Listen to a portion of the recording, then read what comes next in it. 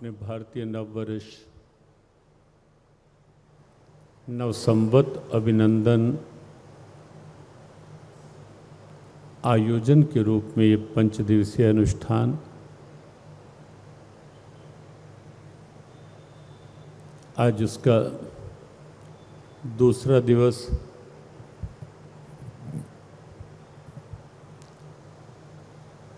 कल के सत्संग सत्र में हमने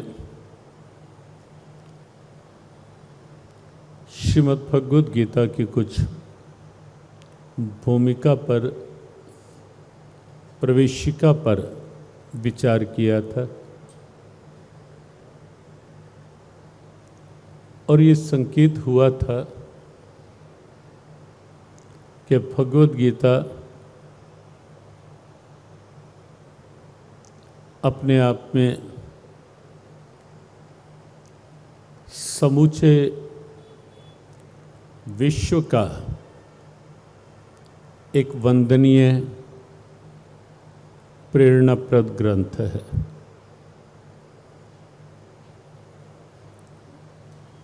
सब ग्रंथों का सार है गीता, लेकिन साथ ही साथ मानवता का आधार है गीता। ये सत्य है कि भगवद गीता हमारी सनातन आस्था है, हमारी श्रद्धा है, लेकिन ये भी सत्य है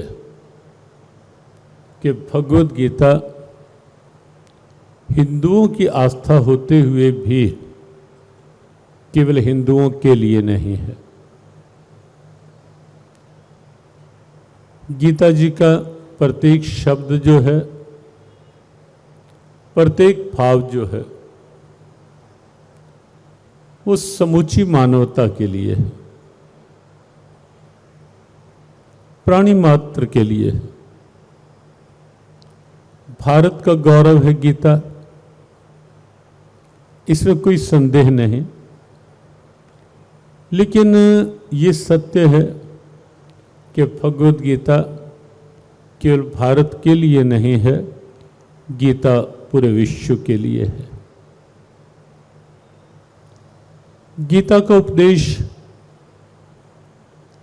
आज से 5162 वर्ष पूर्व,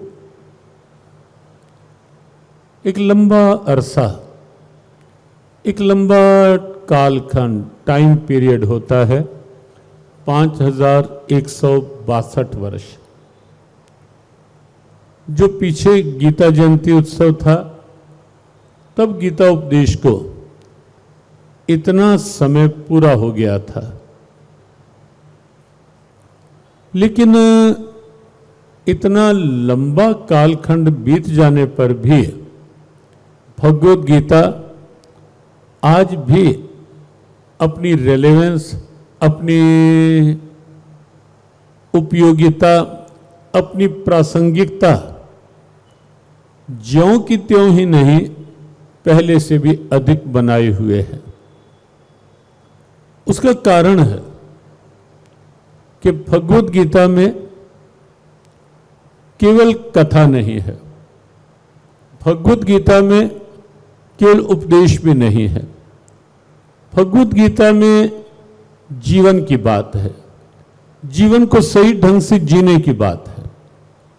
भगवद गीता में वो प्रेरणाएं हैं जिन प्रेरणाओं को पढ़कर, देखकर कोई भी ये नहीं कह सकता कि ये इस जाति के लिए है, ये इस वर्ग के लिए है, ये इस समाज के लिए है, या ये इस धर्म के लिए है। कोई ऐसा नहीं कह पाएगा।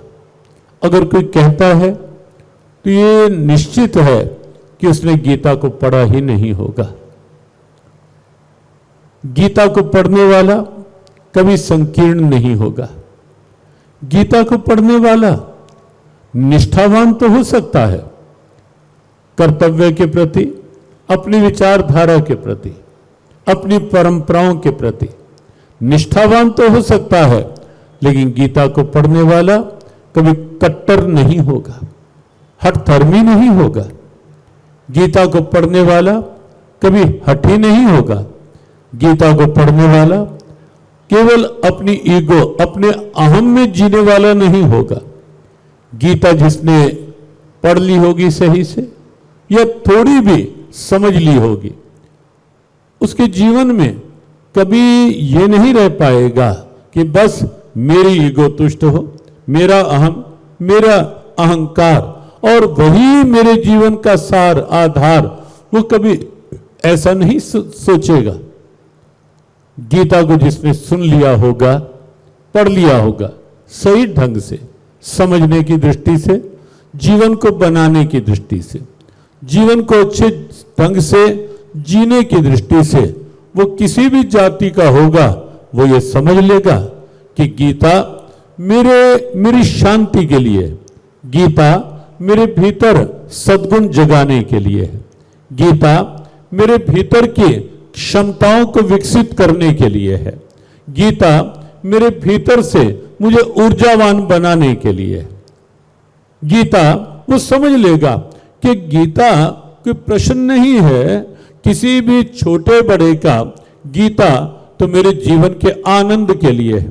गीता आत्मविश्वास से भरकर, एक नई आस से भरकर जीवन को जीने के लिए है। गीता वो निश्चित ये बात मान लेगा।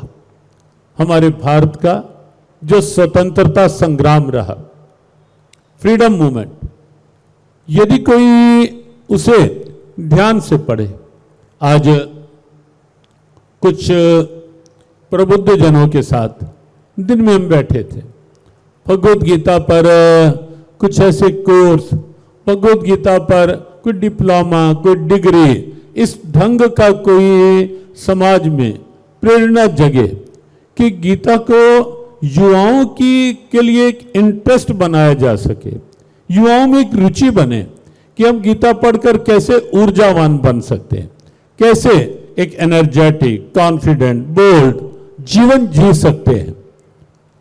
उस ढंग का एक विचार चल रहा था और उस विचार में हमने उनसे कहा कि कोर्स की बात हो या डिप्लोमा की या डिग्री की किसी भी लेवल की, उसमें एक यूनिट, एक पार्ट ये अवश्य रखो कि भारत का स्वतंत्रता संग्राम, फ्रीडम मूवमेंट, और उसमें भगवत गीता की भूमिका क्या रही। उससे कई पहलू सामने आएंगे। एक तो युवाओं में राष्ट्र के प्रति गौरव बढ़ेगा, एक उन अमर शहीदों को सम्मान मिल जाएगा, और साथ साथ युवाओं के अंदर ये एक भाव बन जाएगा कि भगवत गीता में इतनी क्षमता है कि स्वतंत्रता संग्राम में फांसी का फंदा भी उन्हें विचलित नहीं कर पाया, इतनी प्रताड़नाएं उन्हें किसी भी तरह से व्यथित नहीं कर पाई, कर्तव्य पथ से डिगा नहीं पाई, हिला नहीं पाई। आज के समय में जरा जरा सी बात कर्तव्य निष्ठा कमजोर कर देती है। जरा जरा से प्रलोभन जो होते हैं वो कर्तव्य पथ से डिगा देते हैं। जरा जरा सा कोई लोभ वृत्ति जाग जाती है कि ये मिलेगा, जैसे गुरु ग्रंथ साहब में आया, निस्दिन माया कारणे प्राणी डोलत नीत। अब देखें कितना एक सीधा सा वाक्य है कि निस्दिन माया कारणे प्राणी डोलत नीत।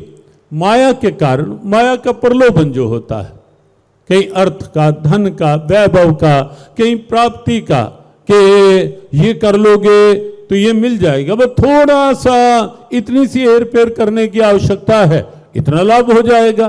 तो गुरबाणी ने लिखा निस्दिन माया कारणे प्राणी डोलत नीत। हाँ, आगे जो बात कही, कोटन महानानक को नारायण जही चित। कोई विरला होता है जो अपने चित्त को नारायण में इस ढंग से लगा लेता है कि वो फिर कभी प्रलोभित नहीं होता, कहीं परिस्थितियों के आगे डिगता नहीं, विचलित नहीं होता।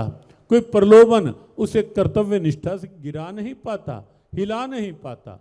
और एक बात का ध्यान रखें हम सब कि यथार्थ सम्मान जो है वो केवल कर्तव्य निष्ठा का है।